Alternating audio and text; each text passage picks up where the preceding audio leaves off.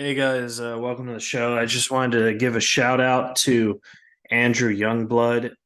This show with Mark Norman wouldn't have been possible without him. Houston Friends, if you could go support him, he's filming his stand up special. Um, Andrew Youngblood, I'll tell you this live from Houston, December 8th and December 9th at the Secret Group. You could get tickets online at thesecretgroup.com and support Andrew Youngblood. Andrew, thank you again so much. And we hope you guys like the show. Bye.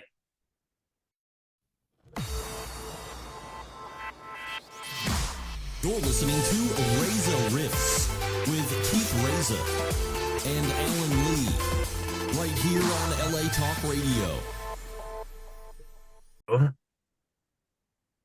All right. Hey, Rifters, welcome to the show. Subscribe, rate, review.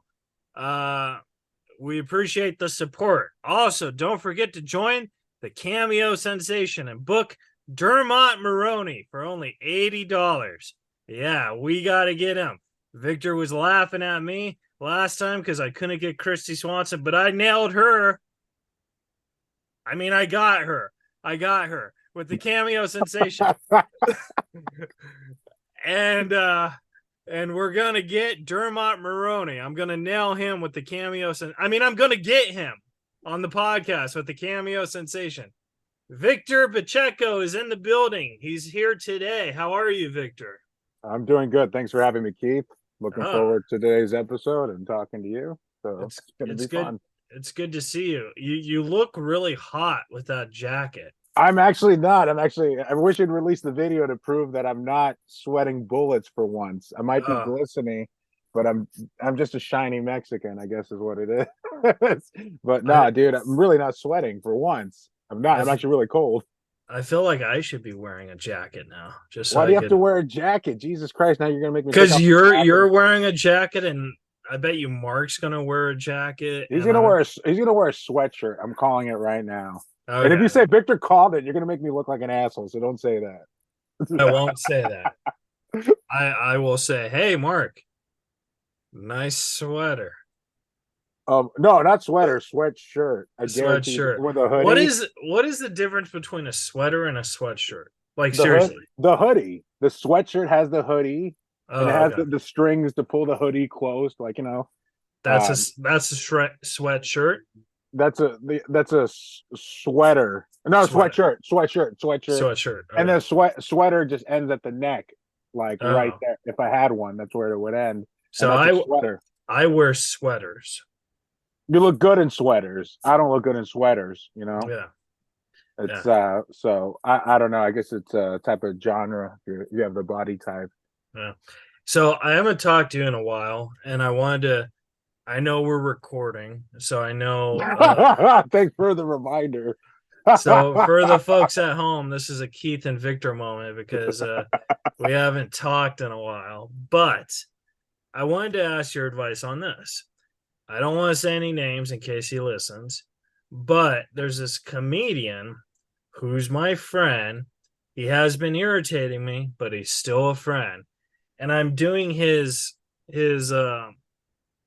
foundation of, like, basically he started a charity where he wants to bring more money for like comedians who so they could get therapy so they don't like kill themselves or whatever, which I think is a great idea. That's a great idea. Great idea. There's been a different charities who've done this though. So I mean, I don't think it really works for comedians, but it's a great idea. Jesus Christ. And I'm saying this out of love, you know, I love the guy. And he booked a show at this club, and he put me on the show because we're friends and I like that. And it's cool. And then he hits me up the other day. He's like, "Hey man." I was like, "Hey." He's like, "Sales are bad." I was like, "Why are you telling me? I mean, I'm performing for free to help sales for you." You know what I mean? Like, I don't really, there's no, yeah, like, I don't really, like, not to sound like a lone wolf on this, but I don't really care. You know what I mean? Like, I'm just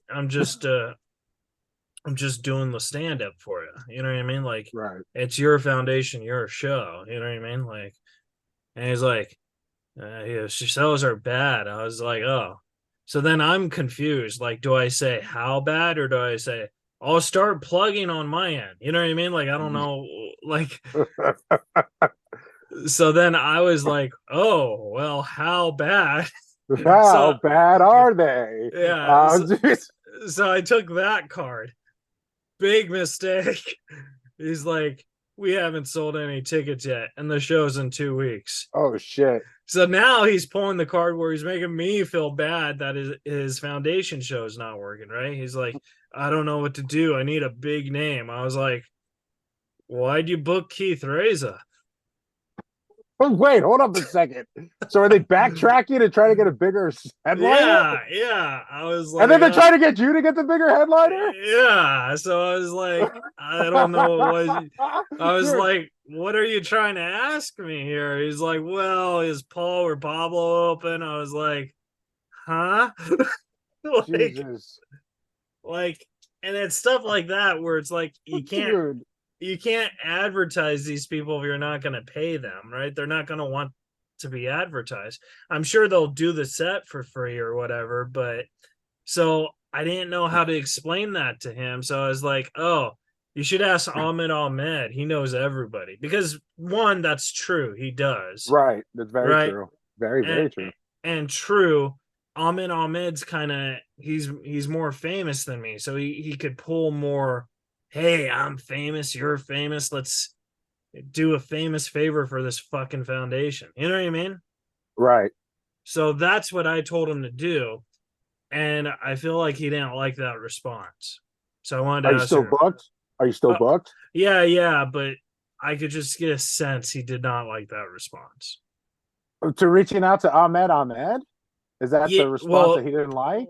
well, no, because I kind of pulled it off on like say it's like a basketball game, right? You Right. throw me the ball, and I'm like Yeah. dribbling and dribbling, right? I'm an all-star megastar. I was like, hey, And you know what? you throw to Ahmed. I You throw throw to it to Ahmed. Ahmed. I was like, let this fucker score. Dude, this really sounds like you're gonna get unbooked from this show, regardless if you're donating your time or getting a stipend or anything. No, I'm not gonna But release. I'm not gonna release this episode till after that show.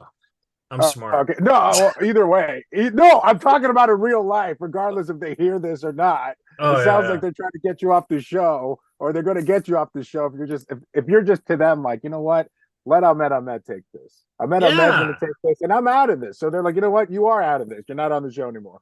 You're not yeah, promoting it. We're at zero sales. When you get into, but at the same time, they should be like, oh wow, you hooked us up with Ahmed. You need to stay on the show. You need to see the fruit of these loins, whatever show happens. yeah, Whether Ahmed's a headliner or if you get somebody else even bigger than him, which I think is funny because like sometimes you look up to people and then you see them looking up to somebody and you're just like, whoa, you're the little homie in the situation. It's so funny to see big homies in that situation. Well, see, here's the other thing: is like this guy. Like I've taken care of him. You know what I mean? Like Right. I've tried to help him. And he was like a huge headliner in the '80s or whatever, and now he's just he's just a guy. So Right. I love him and I'm trying to take care of him, but he kind of acts like he has authority over me when really he doesn't. You know what I mean? Where it's like I'm not I respect for what you've done in the past, but now you need me more than I need you. You know what I mean? Yeah, but I don't know. It's just like those people that have been doing comedy longer than you and they just call you kid. Yeah, that It's fucking irritates me. it's just like Have you ever seen me call any comic kid? no, Even dude, like no, oh, no. But you better be like this in 10 years. I oh sort of dude. you better be like this in 10 years. Hey, listen, kid. Yeah, Listen. no. Like it's like the most demeaning thing ever. I'm like, I'm actually older than you in real life. You might Yeah. have been doing comedy like 2 years longer than me, but like I'm still older than you. Yeah. And like Bruce Jingles used to do that shit to me all the time. I mean, we're cool now. Like we vented on the Reza riffs and now we're cool. Now he's one of my best friends. But man, dude, like it really fucking pissed me off. It's like, listen, It's demeaning. yeah, like not to brag, but let's pull the Google card. Right. But I don't know. At the same time, people think that they could just talk down to them, regardless of credits, regardless of whatnot. People just feel they're superior to others, and they Yeah. can't back it up on stage or in a freaking conversation. So I don't know. So Victor, I guess the point of the whole story is I don't think I'm going to save a lot of lives.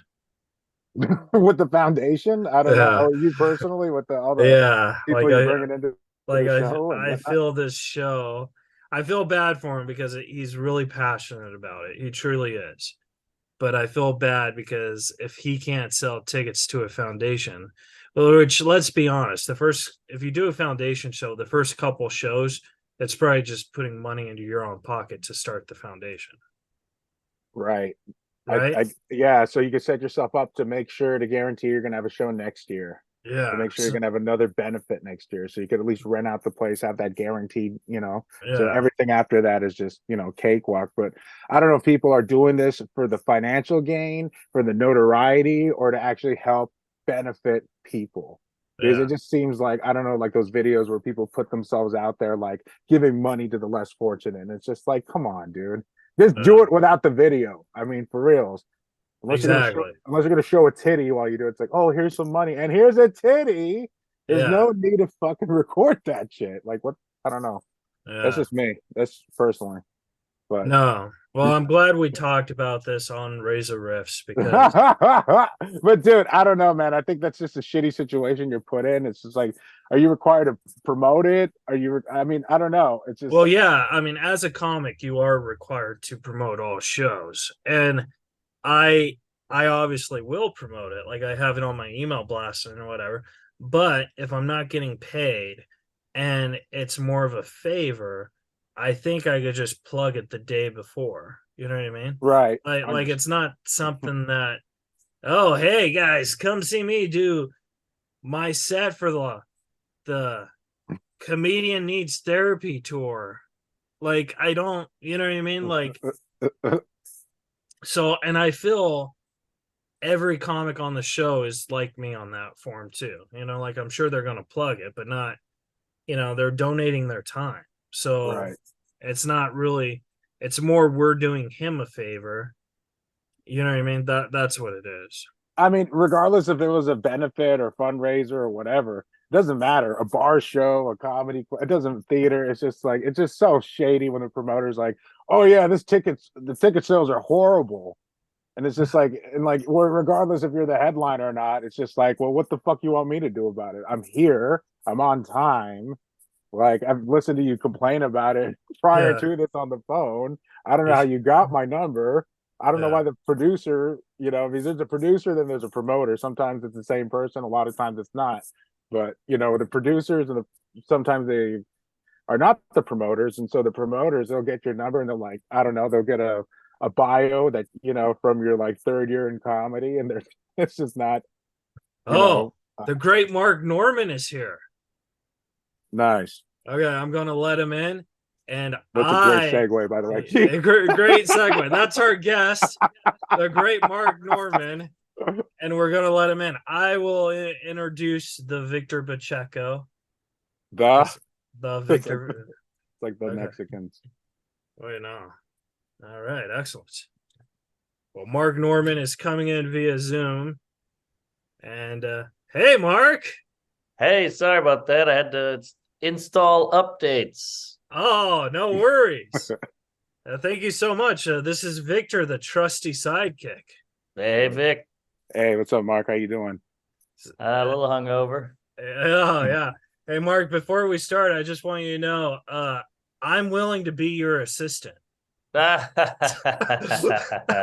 Mark, right. Well, hey, we'll talk. all right. Mark emails me. He's like, hey, can we do 6? I was like, sure. He's like, my time? I was like, sure. Then he's like, can we do 4? I got home earlier than I thought, and I said, might as well get to it. But I realized you were doing stuff. Well, I appreciate that. Hey, we don't release the video, but I was wondering, are you wearing a sweater or a sweatshirt? It's like a windbreaker.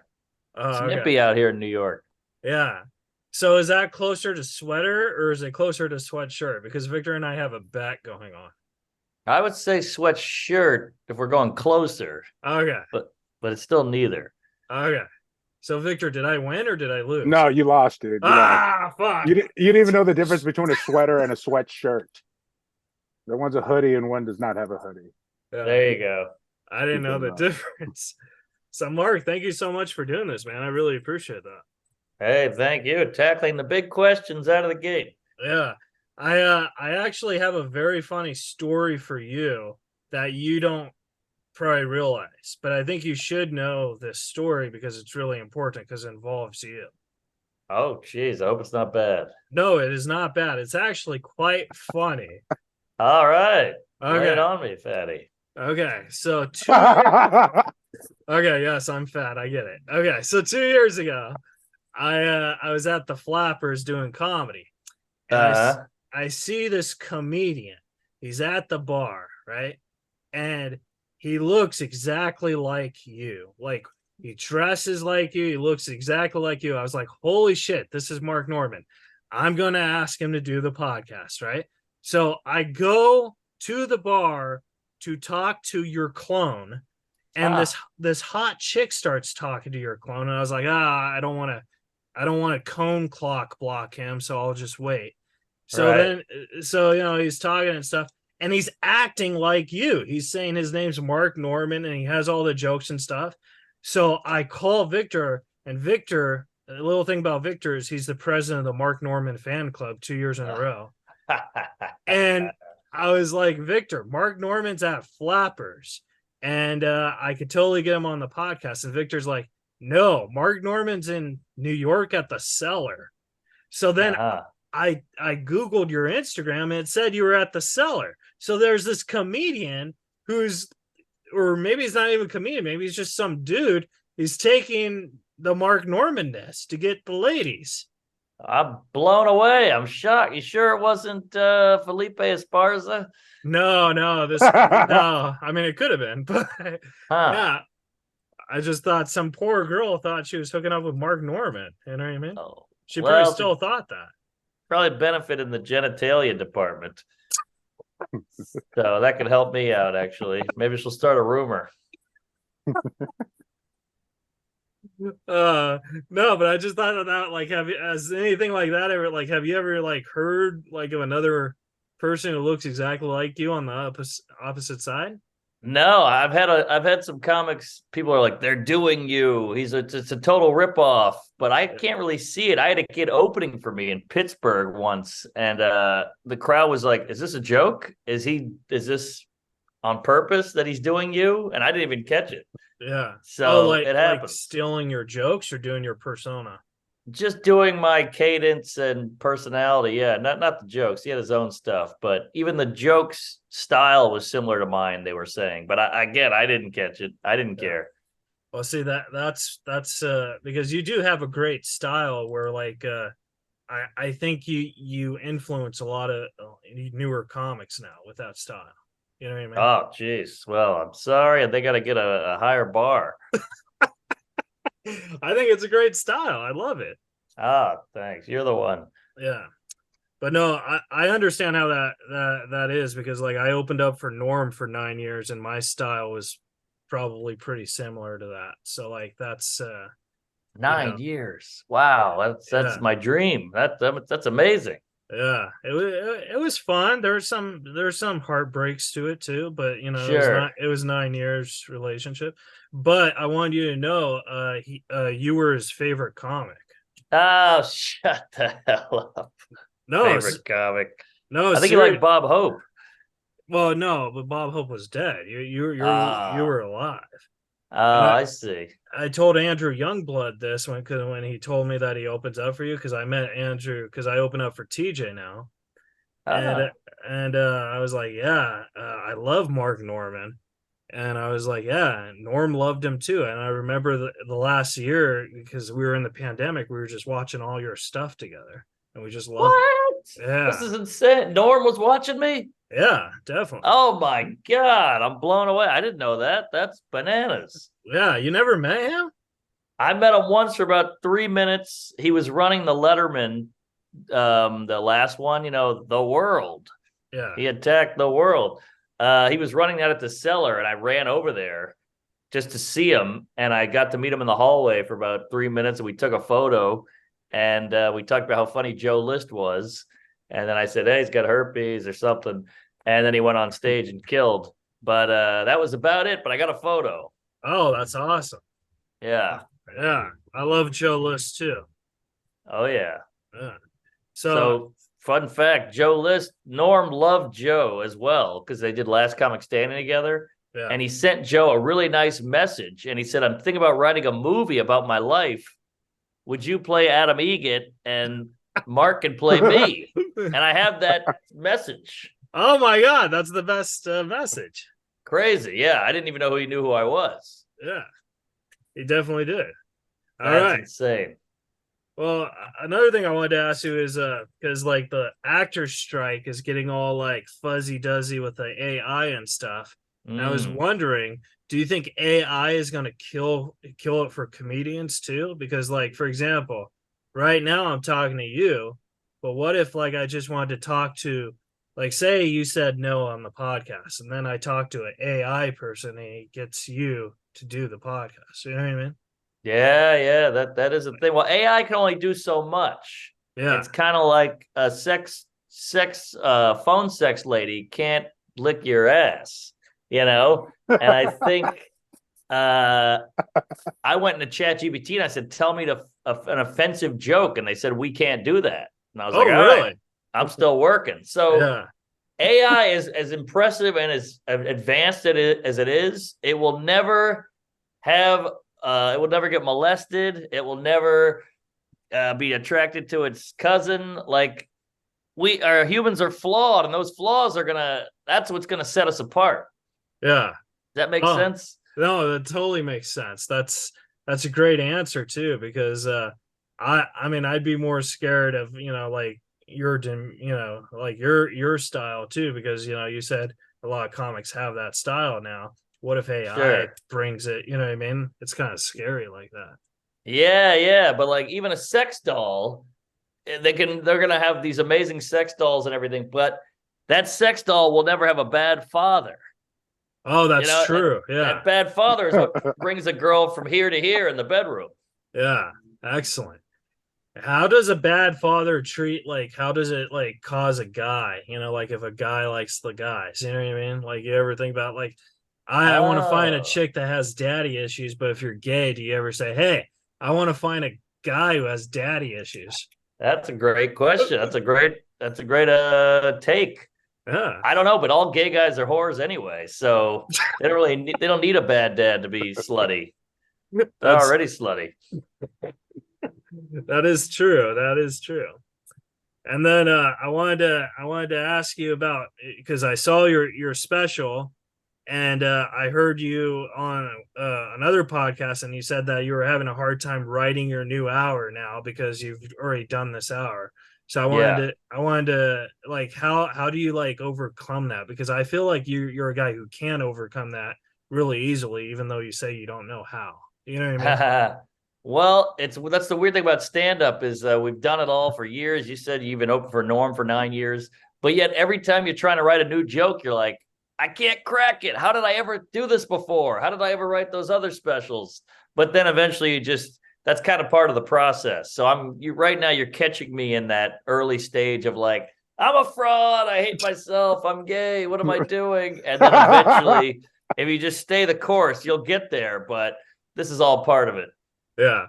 But I mean, do you think podcasting also helps with writing? Because like you could like say you have a good energy on a podcast or whatever, because you have 2 podcasts and you do everybody's podcast too. So like you could listen to yourself and be like, "Hey, I thought that was kind of good." You know what I mean? And like, yeah, no, there's definitely that. And there's definitely jokes that come from just riffing on a pod, but it hurts in the fact that you're writing less, physically writing less because you're always podding, and you're kind of draining your writing stamina because you've just been trying to come up with clever shit on a pod. Yeah. So it helps in the fact you can riff it up and maybe find something you wouldn't have without talking to somebody, but it also hurts because it's taking time away from it. Yeah, that's true. Victor, you wanted to ask Mark one of your questions? Yeah, sure. Do you like riffing more on podcast or performing stand up?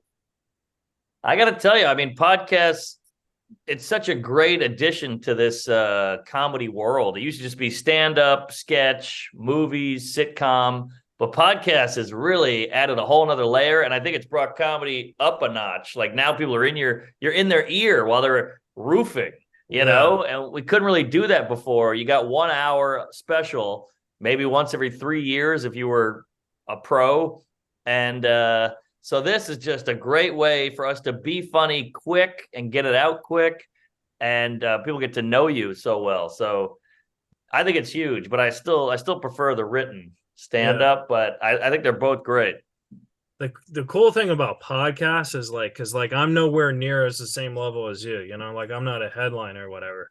But when I get headlining gigs, I could sell a couple tickets just because of this podcast. But All right, I can't sell it out though. You know what I mean? So sure. like, so maybe I'm not. Maybe this podcast isn't really working for me because I can only sell like No, 5 tickets. But you'll get there. It takes time. I've been doing Tuesdays for 10 years. yeah, I've been doing this for a bit longer. But Ah, shit. Well, Zoom. Victor's yeah, killing it. Victor's dead weight. yeah. Just kidding you. I will say this about Zoom. I think that it's a great excuse for people not to say no. You know what I mean? That's Because great. like now you go to a studio, they'd be like, I don't want to drive in the traffic, or I have a set, which is reasonable excuses. But on Zoom, it's like, you know what I mean? Like, Yeah, like it's so true. But my friend put it well. Remember Zoom shows? yeah, Victor was the Yeah. king of those. Oh, you had to do them. I hated them, but yeah, it was all we had at a certain point in time. But my friend had a good point because he said the Zoom shows are the worst because you bomb in your house. Like, like usually you bomb in a club and you can leave and go back home and, have a cocktail or get the stink off you. Now you close your computer and you're still amongst that bomb. That's very true. Very true. But that's why you could do them when you go like if you have a Zoom show, you could go in your car on your phone, right? Yeah. And just be like, all right, I just bombed in my car and not in the house. That's true. That's true. And the worst part about doing is I did a few of those where you're on your phone, but you're up on your steering wheel, like doing your dumb bits, and some guy walks by, like, what the fuck? That guy's probably getting a divorce in there. You look like an idiot doing your act out in front of a steering wheel. Yeah. And then you just recently got married. I think you've been married for a year now, right? Yeah, exactly. About a year. Exactly. Yeah. So how is that, like, is your material going more into the whole my wife humor type of thing, or like how are you steering away with your comedy on that? Well, I'm very aware of, I don't want to be the wife guy or the kids guy, so I try to keep it, yeah, it's a wife, but I try to keep it somewhat relatable to someone who might not be married. Right. But I don't know. Marriage is nice. It has obviously pros and cons, but it's nice to have that stability. You just come home, you know each other, you don't have to prove anything. You can fart in their face. It's nice. Yeah. It's kind of like I was a huge Mitch Hedberg fan. Did you like Mitch Hedberg? Oh, sure. Yeah. I like, my favorite joke is like when he's like, oh, I don't have I have a wife, but not according to the cooks or whatever. You know what I mean? Yeah, I thought that was funny. Yeah. Did you ever meet him? No, I started the year he died. Oh, wow. But he was the one. He's one guy who I thought, because like I've opened up for all my heroes. I opened up for Norman, I opened up for Saget. So I don't think Oh, I'll cool. open up for you because I have a train of death on my shoulder. But yeah, he's a guy who I would have loved to have worked with, because I he's also a very big influence on my style too. Oh, yeah, he's huge. My friend opened for him once. He said he put out sheets of paper all over the front of the stage, and that's how he worked on his new stuff. And he said Oh, he'll do. He'll do a joke 4 times. If it doesn't work in that 4, he'll drop it. And he was on heroin a lot. Yeah, yeah, I heard that too. I heard that like he had like such like he may have been on the spectrum as well. Yeah, Because he like avoided eye contact and sometimes he would perform with his back to the audience. that's crazy. Yeah, so I was like, you gotta be the best comic in the world to pull that off. You know what I mean? Yeah. Well, he was so damn endearing. Like you could tell, when audiences like, I could tell you're nervous. It kind of ruined it for me. With him, you liked that he was nervous. It made him somehow more childlike and likable. Yeah, but it's so weird because like he's one of those guys that when he died, he became more famous. You know what I mean? Yeah, that happens. It's almost like So getting canceled. yeah, It can yeah, help that's you true. sometimes. It could help. I would say the only cancellation it didn't help was Andy Dick because he just stayed in the middle. You know what I mean? Yeah. Yeah. Well, he's a real rabble rouser, that Dick. Oh, yeah. Have you had an Andy Dick story where he's tried to He rebel blew wise? me once, but no, I've never met him. I heard he's a real character. Oh yeah, I did a show. Even asked Victor, he was there, because Andy, he's my friend, and he showed up, and then he tried to molest me on stage. He groped the fuck Wow. out of him, like Yeah, aggressively, in front of the two Really? hookers, for the two female Oh man. hookers. Yeah, biological women. Jeez. Not trying to get That's political or that's anything. somehow worse than the Will Smith Chris Rock thing. that is true. Yes, but the only reason why I didn't put up a fight was because there's two hookers. Oh, that helps.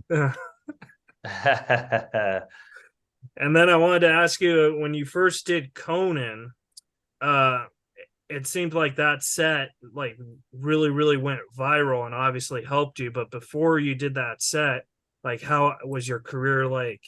Like it obviously helped you, but did you think that it was going to blow up like that? You know what I mean? Yeah, like every young comic, I was like, here we go, baby, finally getting on TV. All right. And then you walk outside the next day expecting TMZ to be up your ass and cameras going off, and no one noticed it. But it was still cool to do. And then Conan is the man. And I've done all the Colberts, the Fallons, the Cordons. But Conan was the coolest by far. He let you do your material. And it still meant the world to me. It didn't move the needle one bit, but it's kind of nice to show your parents, like, hey, I was on things the are TV. happening. Yeah, don't give up on me yet. I'm on TV. But definitely did not move the needle. Yeah. It's hard to move the needle now. Like I think a video, you got to go viral like 12 times. It can't just be once. Yeah, definitely. Do you think? I mean, I've seen stuff of you where like hecklers will heckle you, and then you'll shut them down, and then I've seen that clip. But like you also like Matt Rife too. Like he's probably the best known for that. But a lot of people don't know is he actually does stand up too. Like he has a lot. He has a lot of good stand up jokes, and I feel on one edge it's good to show your skills about heckling people and shutting people down, but on the other hand I think it kind of kills comedy because it's teaching audiences it's okay to talk during a show. That is true. Yeah, that's a slippery slope there. You don't want to, it's tough because you don't want to burn material, so you put out the crowd work clip, but you also don't want your crowds to like it and show up and go, hey, homo, and you're like, oh no, I'm in the middle of a bit, you queef. So it is dicey because also I think audiences, we got a phone on our face all day, and we got 12 tabs open online. So I think sitting there and listening to a guy or a gal just talk can get boring, but when they're interacting with the audience, they're like, oh, now we're talking. Yeah. Do you remember back in the days where comedy clubs, I mean, I think they only tried this for maybe 2 years max. They would take the people's cell phone, put it in a bag, they'd watch the show, and then after the show, they'd have to try and find their bag. Some still do it. The Comedy Cellar does it. Denver Comedy Works does it. I know Dave Chappelle requests it now. Oh, wow. Even at an arena, this is 15,000 people. Everyone's phone goes in a bag. It's a fucking nightmare, logistic wise, but he demands it. Yeah. Am I I mean, I think if I ever become huge like that, I would say, listen, I want everyone's phone in a bag, and then I would just take all the bags. Hey, that's not bad. That's a good heist. Victor, you got any questions for Mark? Yeah, there's a viral clip going around of you getting rejected from life insurance, and I was wondering, did you ever get Oh, life really? insurance?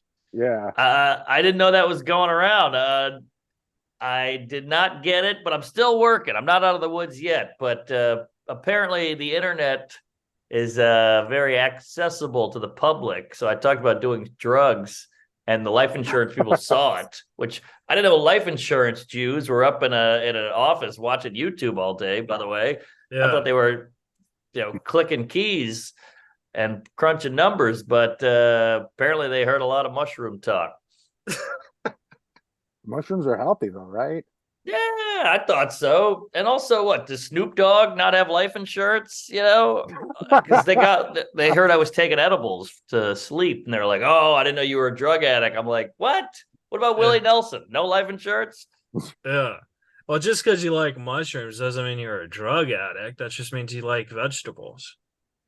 That's true. But these squares out in Wall Street with their cubicles and their ties are going, "Hey, look at these riffraff over here, these addicts." Yeah. What's your least favorite holiday to do stand up on? New Year's, New hands Year's? down, without a doubt. Why? Why is that? Well, it's not good for comedy. It's the same reason why my playing in Miami sucks. Yeah. These people want to go out, they want to get drunk, they want to get laid, they want to do blow. They don't want to hear about my take on cereal or Uber. They want to get a tit grabbed and finger a lady. They want to do Molly and salsa. Yeah. They want to And it's see the the same, heat. yes. The rhythm's gonna get you. They don't want to sit. It's the same with New Year's. You want to get after it. It's New Year's. You don't want to sit with a comedian on stage who's like, "So I have anxiety," and they're like, "What? Trying to ring in the new year, you fucking cum guzzler." Have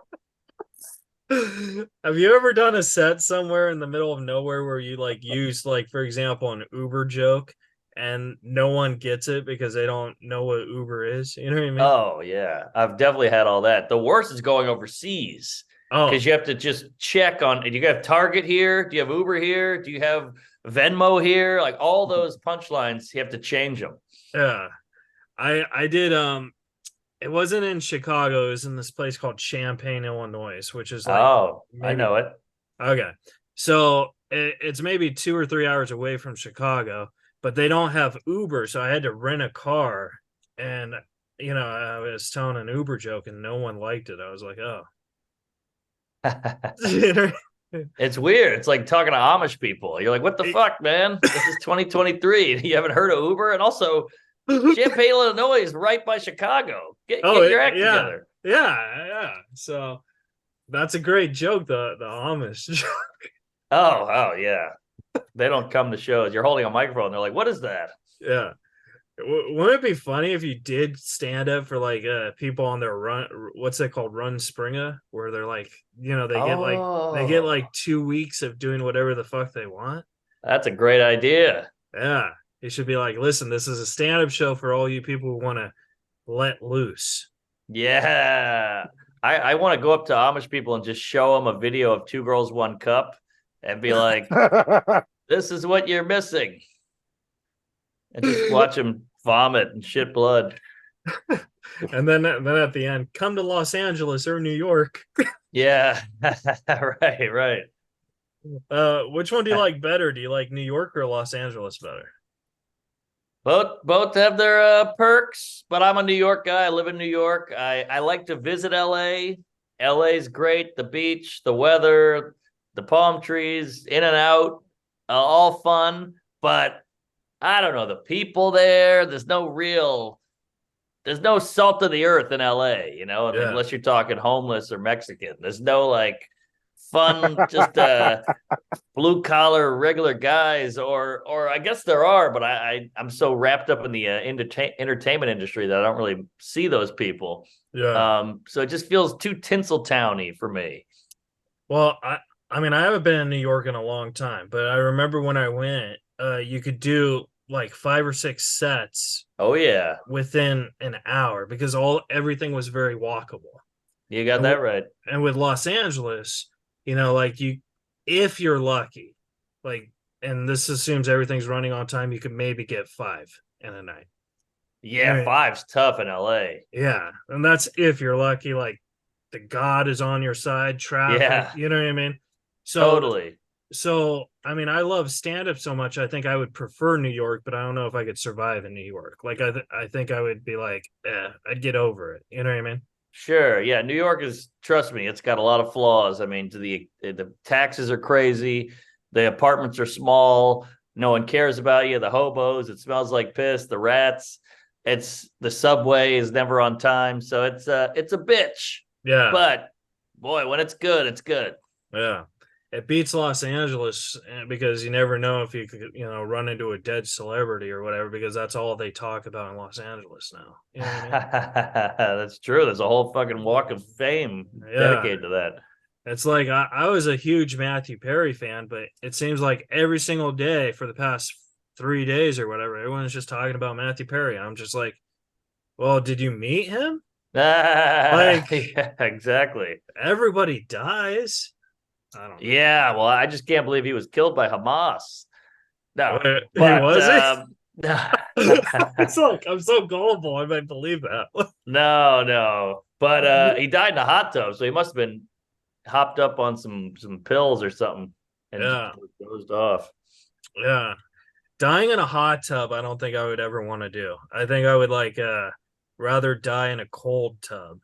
Why is that? I don't know, because life's over. It's you're feeling the cold. All right. I don't want to die in either. Yeah, yeah. I don't want to die in either. I mean, my goal is to survive the rest of my whole life, but You that's not got gonna it. that's not gonna happen.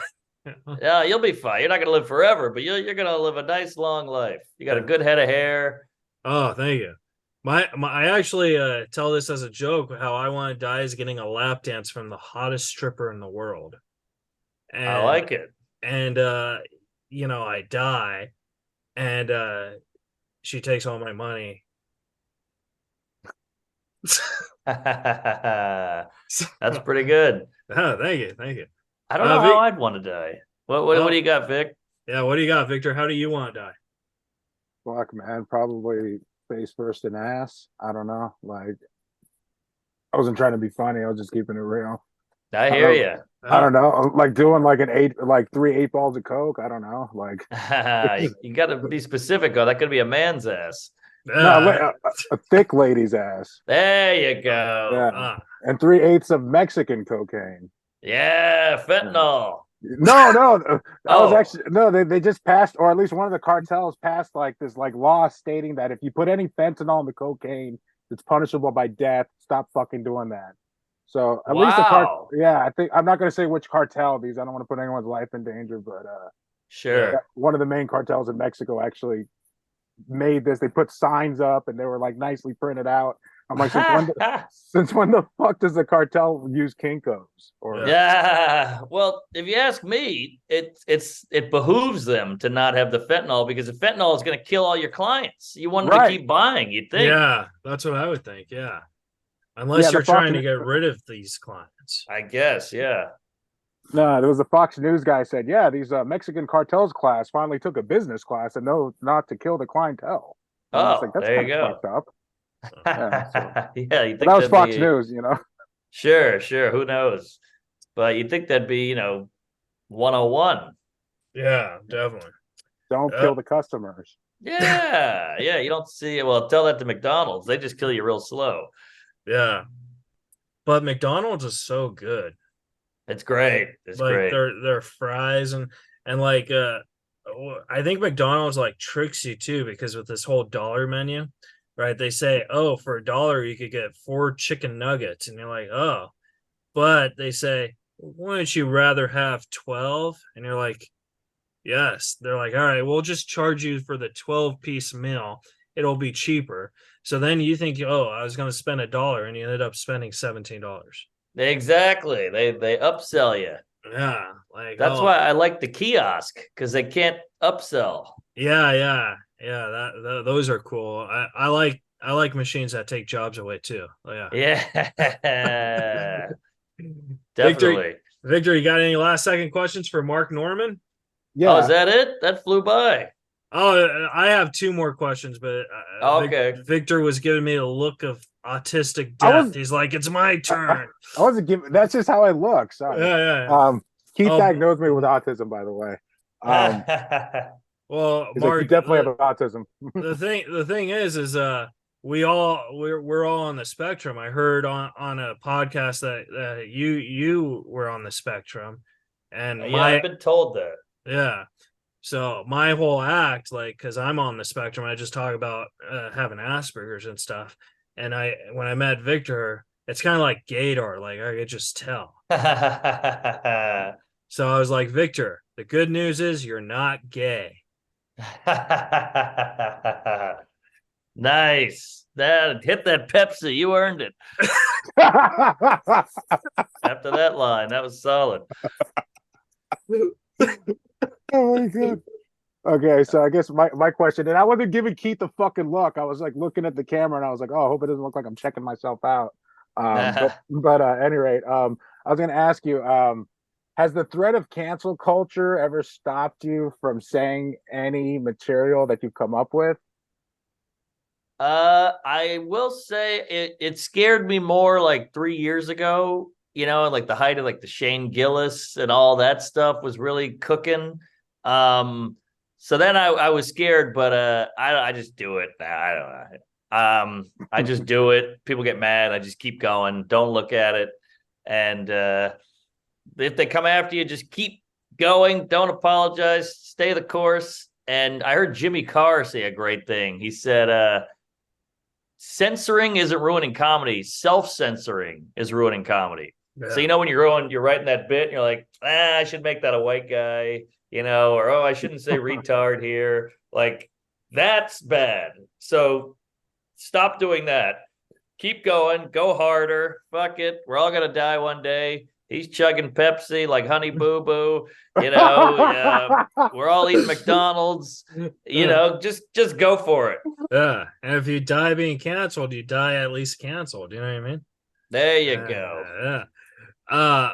But no, that is the one thing, like, like I feel like I relate to you in a way, because I have no desire to do acting or whatever. I mean, it'd be cool if it comes to me, but it seems like you just want to do stand up, and like that's all you care about. You know what I mean? Yeah, So, exactly. And well, the weird thing is like we all worship Lenny Bruce and Mel Brooks and all Richard Pryor and all these guys who pushed it, and then or Don Rickles or Joan Rivers.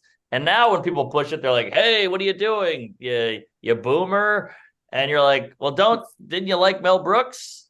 yeah. What's the difference?" I'm not saying I'm Mel Brooks. I'm just saying, how come we all worship Blazing Saddles and then we get mad if you do a joke like that now? So I think just keep doing it, and the history books will be in your favor. Yeah, definitely. Just, Well, go ahead, Victor. Go ahead. oh no, I just saw Blazing Saddle for the first time during the pandemic, like very recently as an adult. Yeah. I'm like 12 seconds in and I'm laughing so hard. I'm like, we need to start this movie over again. It's great. It's brilliant. Oh, it's so fucking funny. It was, I didn't know that I needed this in my life. It was so fucking funny. Just and thinking about. Sorry, that was just at a movie theater. You go see that on a Tuesday, and now it's like, oh my God, look what they're doing with these jokes. They're saying the N-word, that was just in the movie. Oh, they said every word in that movie. Yeah. It was hilarious, man. And then they broke out into like a live Broadway performance. I was just like, there's a Broadway musical in the middle of a movie. I'm like, this is great. This is art. This is wow. Right. I wish I would have saw this younger. I wish I would have saw it younger. Is all I'm saying. Well, really also good. Mel Brooks, big Jew, obviously, and he did Springtime for Hitler, and the producers, like, Hitler is singing on Broadway, and he got a ton of hate from fellow Jews. But you just got to keep going. Him and Carl Reitner, when he was alive, they like ate together like every Thursday or something. Did you hear about this? I did hear about that. I thought it was adorable. Yeah, I was like, I always knew he liked the fellas. But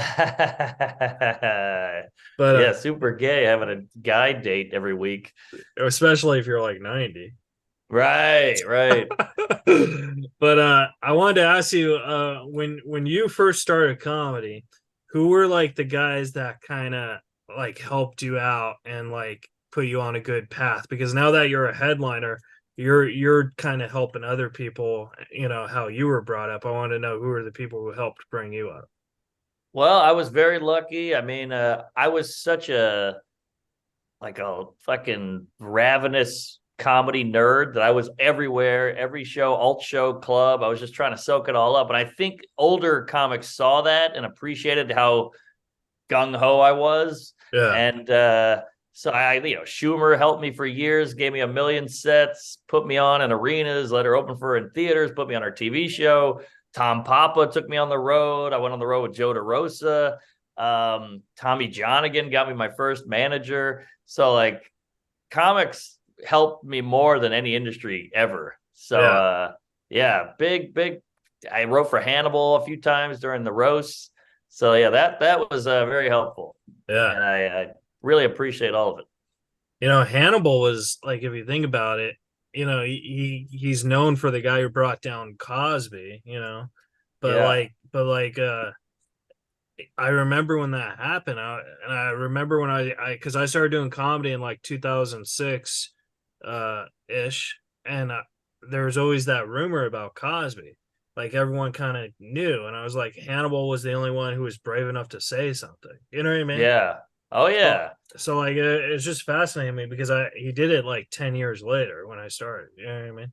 yeah. It was kind of weird because it was just a bit. He did it in a bit, and the Yeah, bit went viral. And then it's funny because all these women had come out over the years, and then it took some guy doing a bit in a basement for it to really stick. yeah.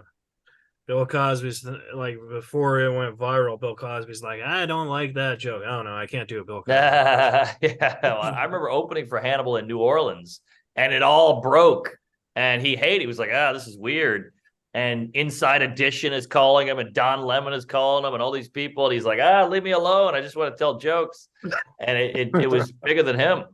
yeah, but he got a couple movies out of it though. Like so, That's true.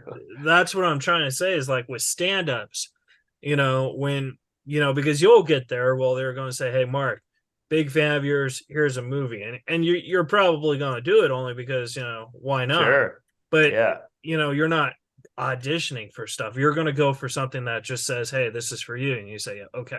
You know what I mean? Yes, because I've done 9 million auditions. I just did a voiceover audition 2 days ago on my phone. Yeah. What do you They call it? Self suck. tape. Auditions They suck. suck, and I've Yeah. never gotten one, not one thing, not Yeah. one. Yeah. So my agent's always like, "Hey, there's a nice looking audition in your Gmail inbox," and I'm like, Then you set the camera up, you memorize the lines, you act like a county fair barker for 8 minutes, and then you don't get it. Yeah. See, like when I become your assistant, I will know what to tell you what you got. You know what I mean? Thank you. I'll be like Mark. I'll be like, hey, Mark, you didn't miss anything. You got a couple auditions for the Lion King 2.4, but that's going straight to video. Hey, I'll take it. Yeah. Sabenya, whatever. So that's what I did with Norm. Norm always told me that if he ever gets like auditions for movies, just tell him no because he never wanted to do movies. No, So and he's in great movies because Sandler will put him in, or Dirty Work was yeah, awesome. But yeah, who's gonna book Norm off of his acting chops? yeah. I mean, he wasn't the best actor. Yeah, No, but he's funny. but yeah, but like that's how I got. You're absolutely right on like comics because like that's how I got. I mean, any steam I have, I got that through Norm. He saw me, he thought I was a good writer, he hired me for the show, stuff like that. That's all I got. You know what I mean? Yeah.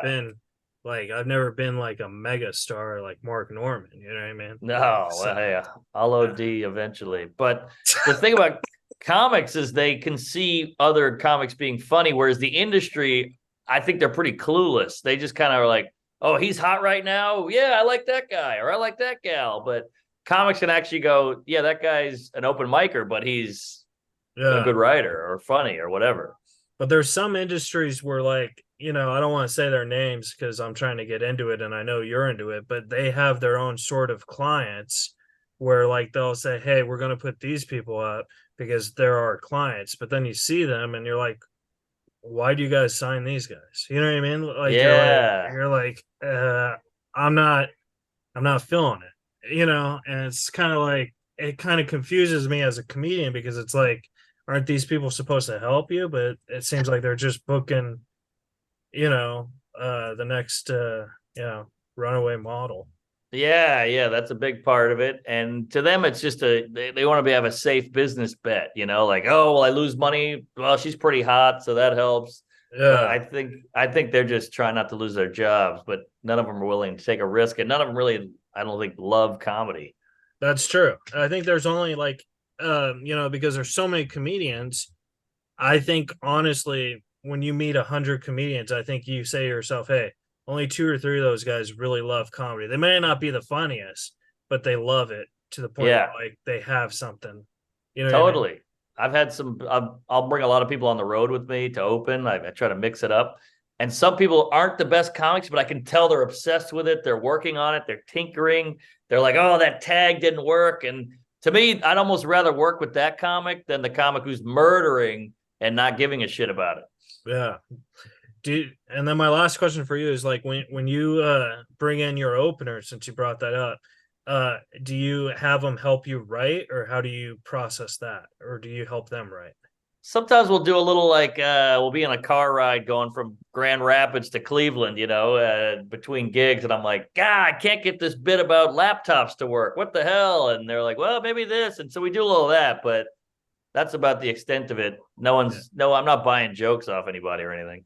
No, no, I didn't mean that. I meant like you were like, because you know you try and get them on a path on how you would make their jokes crisper, stuff like that. Oh yeah, yeah. We do a lot of back and forth, and they'll throw one at me, and we'll work on it. And I'll throw one at them, Yeah, and it's a nice way to pass the time. And who knows, you might get a killer line out of it.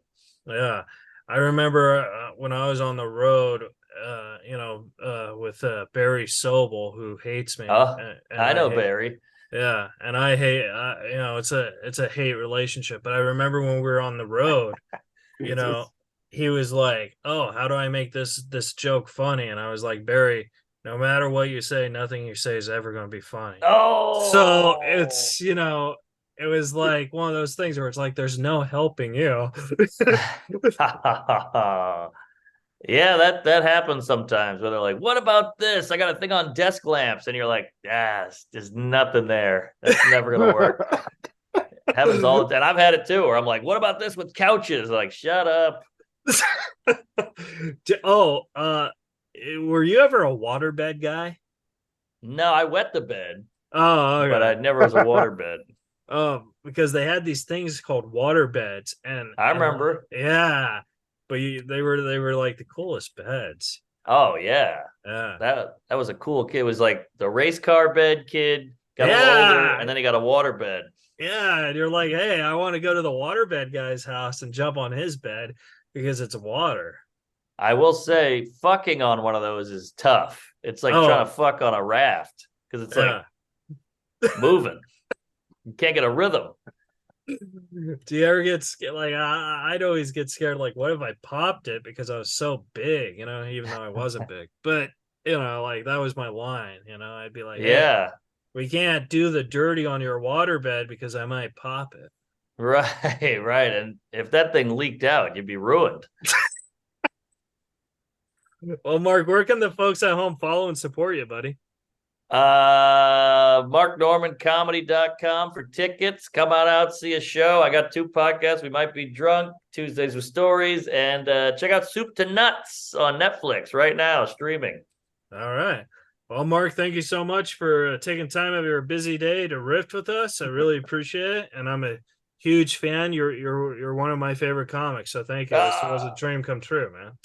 Well, it's an honor to meet you, and I thought we'd be talking about Norm the whole time. So this Oh, we this could was do a that change of part pace. two if you want to do that. All right, we'll do that part 2, but I'd love to hear some road stories at some point. Yeah, let's do it, man. All All right. right, Have a great day, Mark. Thanks again. thank Thanks, Mark. you. All right. Comedy. Comedy.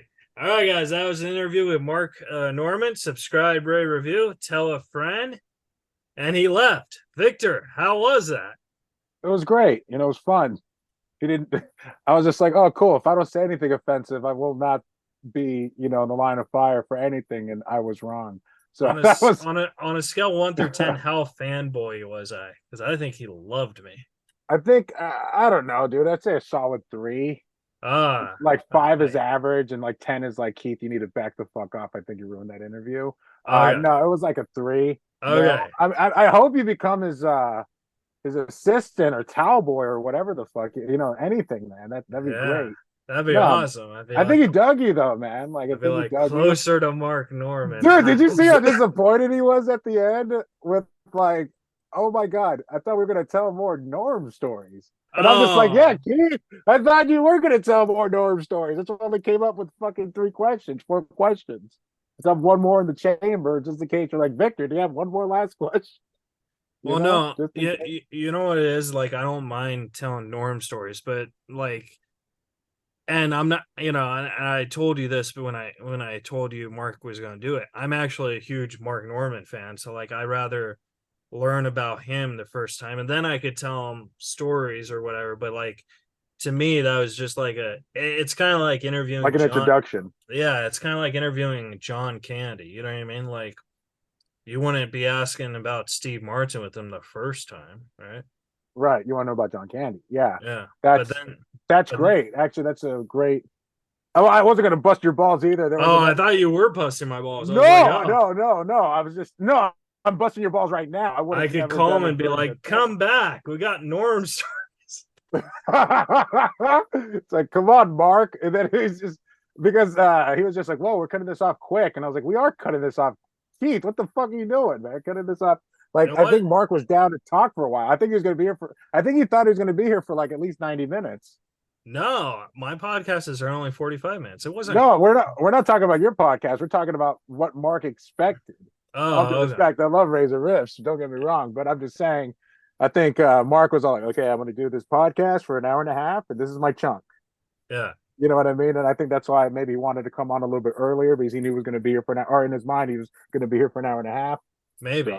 So I don't know, but I mean, I thought it went pretty good, pretty Yeah, great. I thought Called it me, was great. he called me dead weight. I'm like, I'm letting you guys talk. Yeah. I'm getting fucking berated for not Well, saying hey, it. he called me fat, and I called you fatty or fatso. Oh my yeah, god, I was fucking dying, I man. was I, like, I, I had to bite my tongue too. I was like, "Can I you was specify like, you were talking to Keith? Please specify." yeah, I was But then he like, did. He followed it up. I was like, "Yeah, that's the answer to that." Following your retort, and I was like, "Yes, Keith was talking. He's definitely talking about Keith. There's no uh, ambiguity about that." I'm like, "Yes." Because you I were mean, I mean, I'll be honest, that kind of hurt my feelings, but I don't know who was more like astonished, like you when he called you fatty or fatso. He called you fatty or fatso. It was one of the I bit my two. Oh tongue my because god! it's Oh my kind of god! like when Don Rickles insulted people. You know what I mean? You're like, ah. You were like, Mark, you're my favorite comic. Is like, what'd you say, fatty, fatso? I was like, oh, I wanted to say, let me finish eating this hot dog and I'll tell you. But Oh my god! I had to bite my tongue when we were talking about Andy Dick because I was going to go into detail about how he you like. should have. I was No, like, I was just like there was like this silent, and I was like looking at you. I was looking at Mark, and I was like, dude. I was like, you should have heard what fucking Andy was saying. Dude, that was the funniest shit. Oh my god. I mean, it was funny for me only because you told me about how you didn't like it when people called you fat, and then here is fucking yeah, Andy Dick saying it, and now Mark Norman saying it. He didn't call me fat though. He just called me yeah, he called me dead weight though. I would yeah. rather have been called fat than dead weight. Well, you're not dead weight, but Yeah, that was a good podcast. you weren't Yeah. fanboying it out though, man. It Okay, was it was you were definitely looking like you were looking for a job though, and I was like, yeah. dude, out of the three of us, you're the most Mexican here. I Like I was like, okay, I don't want to come off as too strong.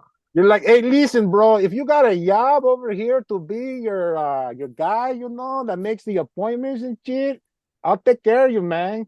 That's what I swear to God, that's what I was just like, Keith, dude, you really are Mexican, Jesus. But I Oh, thought, this was the other thing I was going to tell you. Um, so I actually asked out a girl today. oh yeah, what Yeah, happened? so this girl, she's a gorgeous girl, of course, I don't think she's gorgeous anymore because she said no. But Spoiler alert. yeah, spoiler alert. So I had like the best line too, like the most clever line, right? Her name's Maddie. And I was like, hey Maddie. And she's like, hey Keith, because that's my name. And I was like, hey Maddie, Trisha, who's one of our coworkers, and Trisha didn't say this. I just said it to like break the ice, you know. I was like, Trisha said you like guys who know a thing or two about languages. And she gives me this weird look where she's like, I never said that, because she probably never said that because I'm making this up, right? So I'm like, okay, God, this is not going good at all. So she gives me like a weird look, and she's like, well, I'm actually seeing someone. Like, she got the sense I was going to ask her out.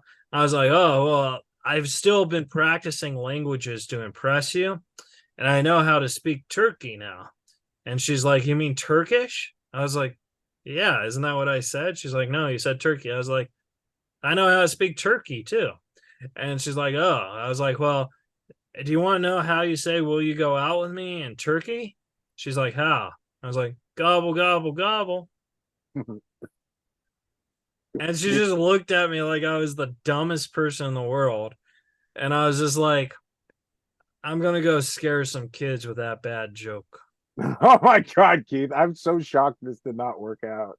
I know, isn't that clever? Dude, she Like, is that so is selfish. Grow a yeah. sense of humor, lady. Whoever you are. But isn't that like the most clever thing? Because like you take something so real and outlandish and you make it quirky, because that's what I am. I'm quirky. Yeah, dude, And you're Corky Romano. well, no, I mean That's Corky, dude. It was a play yeah, on words. I think I'm more attractive than Chris Kattan. But like I didn't go up to her and be Yeah. like, you want some cookies? Like, I didn't do that. But I was just like, I put a lot of thought into it. And you know, I should have just said, hey, do you like anal? You should have. You Uh, should have just been fucking straightforward from the heart, from the soul, and and just just say, talk to her in your love language. just say, hey, can I analyze you? Yeah, analyzed. I can't believe Analyze. that's the first four letters in analyzed. That's Eh, crazy. I know. Dude.